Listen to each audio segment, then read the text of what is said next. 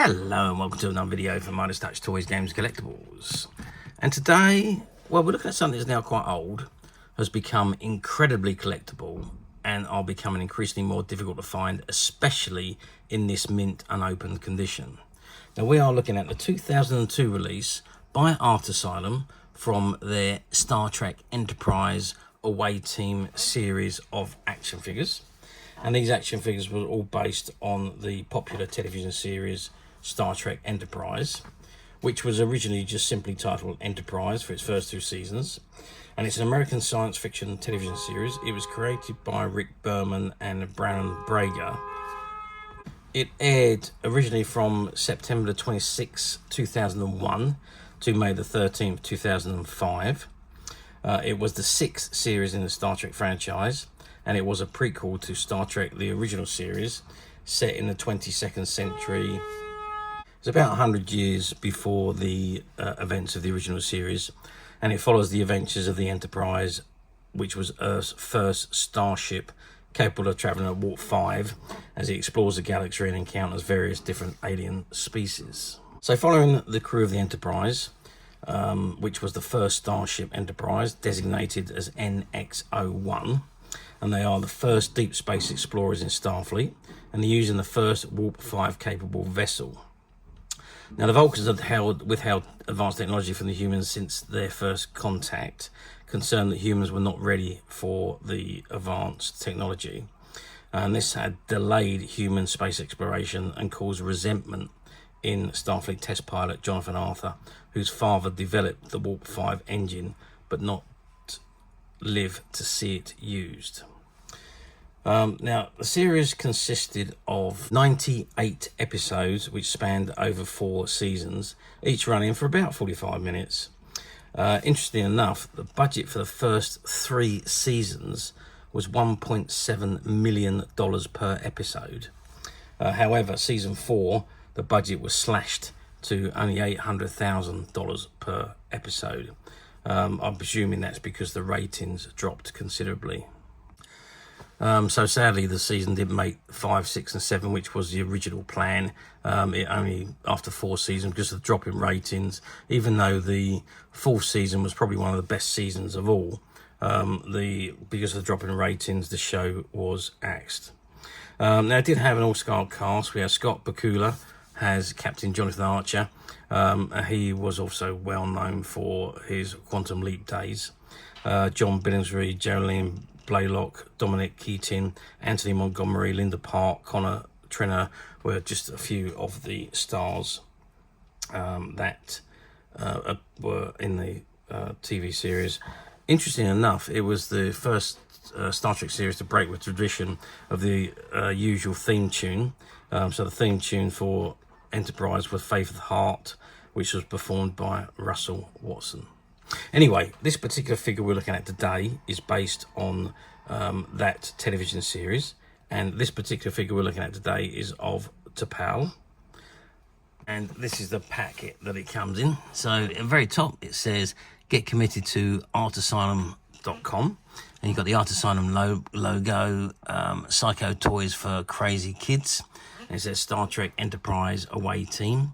And you can see the figure just behind the window, and it's got T'Pol authentic Starfleet EVA suit, a removable helmet with clear visor, and removable chest plate and backpack. And just if we look at the side there, it says Enterprise on the side here, and on here at the side here it's got NX-01, and you've got the Enterprise logo on the side there, and again down at the bottom you've got NX-01. If we turn the card to the back, it says back to where it all began, Star Trek Enterprise, and it's Earth 2150 AD, and it's the away team. And so you've got Captain Jonathan Archer, Sub-Commander T'Pol, Commander Charles Tucker, Ensign Hoshi Sato, and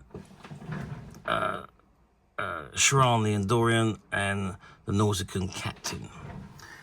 It says 100 years before Kirk, mankind takes another step out of its infancy.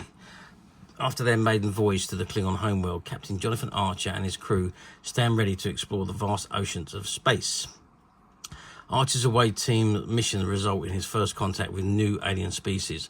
A new era of discovery unfolds. History never forgets the name Enterprise. So broken bow 7-inch action figures, hyper realistic sculpting and detail, authentic accessories. You got Tech electronic role-play series, Starfleet phase pistol and communicator, and Enterprise NX-01 electronic 12-inch starship, which are pictured on the right. And it says credit to the Asylum inmates, and that's all the people involved in the manufacturing of these figures. At the bottom, you've got the Paramount 90th anniversary logo, the Star Trek Fan Club logo, and the StarTrek.com logo. You've also got the Art Asylum logo at the bottom there, and you've got the copyright and licensing information at the very bottom also. Okay, that's the back of the pack. Let's turn the card back around to the front and let's have a good look at the Sub Commander in all her glory. So I've zoomed right in on the figure itself there, and there we see Sub Commander T'Pol. I've got to say, I mean, it's not a bad likeness of Jolene Blalock, who played T'Pol in Star Trek Enterprise. I mean, it's a very, very good likeness of what she looked like as T'Pol. Really, really good, I think. The sculpturing of the face is pretty much bang on. And of course, in her uniform there, her away team uniform that she wore, the usual away team suit for protection, with the straps and all the way down to the boots as well. And of course, you've got if I just turn that to the side there, you can just see in the corner there her chest unit, in that corner, and in the other corner you can see her helmet just there, although we're getting a little bit of reflection on that, but that's the helmet in that corner. But I mean, just look at her face. I just can't get over how well that is cast. It's so well done, I have to say. It really, really does look like T'Pol. Such a very, very good likeness. Really, really impressed with these figures. Sadly, I don't have a figure out of the packet to show you what the articulation and the movement is actually like, but we can see through the window what the articulation is, and there's a lot of articulation on these figures. So you've got the neck, the arm, the elbow, the hands. So you've got 3 points of articulation on each arm and obviously the head. You've got the waist, you've got the tops of the legs, the knee joints, and the feet. So you've got 3, 6, 9, 12, 13, 14 points of articulation on these figures. So really, really nice figures. Now let's get some sizes. So we're looking at 17 centimeters, which is about 7 inches, these figures. So really, really nice size figures. Bigger than the usual Playmates and Art Asylum figures, I think. 7 centimeters in width there if we measure across her arms. And depth-wise, we're about 4 centimeters. But such a lovely, lovely figure. I know we get a lot of reflection from the light here. I don't know what it's like if we turn it off. Might be a little bit better. But then we are getting a little bit more of a reflection there. So, but let's just zoom in. There she is. I think she looks absolutely terrific. I do think these were some of the best sculpted figures that were produced by Art Asylum. The sculptings were just almost identical to the actual characters or to the actors that played the part, and this one is no exception to that. It's so well done. Even her eyes are just absolutely bang on, and her lips are just absolutely fantastic the way it's done. And also, as I say, the uniform or the away team outfit that they wore for protection is just absolutely spot on to the TV series. I'm just going to put the light back on now. We do get that beam across the middle. Actually, I'm going to leave it off. But yeah, I mean, I really do think this is an absolutely blinding figures. This whole range was, even the away team figures were, the broken bow figures were very, very good as well. But yeah, I mean, let's just have another look at T'Pol. There she is in the TV series there. I mean, she's just so close to the figure is just so close to what she looks like. I mean, absolutely fantastic, I think. I don't think they would be able to get her much closer than what you've got there. So very, very good figure. Okay, now, how well did these figures do back in the day? Well, in 2002 when these were released, Star Trek Enterprise was quite popular. It was only in the second season, so it was a very, very popular show at that time. The ratings started to slump towards the end of the third, or midway through the third season, and sadly the fourth season didn't recover hence the reason why it didn't make a fifth and sixth and seventh season, which was originally planned. But at the time when these figures came out, it was very, very popular. Some of the stories were fantastic. Some of them were a little bit wishy-washy, and there did seem to be things that were going on in the day's society that were taken and added into the show. Current events that were happening were tied in some way to events of the past, when they obviously to make the plots a little bit more believable, I'm guessing. But overall, yeah. Because I think the series was brilliant myself, but there we are. That's my opinion. Anyway, so yes, these figures done very, very well. They did sell very quickly. They wasn't produced in any huge, great numbers though. That was the thing with the Enterprise merchandise. Not anywhere near the amount was produced for Star Trek Enterprise as had been produced for Star Trek Next Generation, Star Trek Voyager, Star Trek Deep Space Nine, Star Trek the original series. It wasn't a great deal at all. There was very few. I think there was only one ship that was produced, which was the Enterprise. They did have the deluxe broken bow figures, which came. I don't even think they produced a whole lot. I've seen a couple of them. Archer was one of them.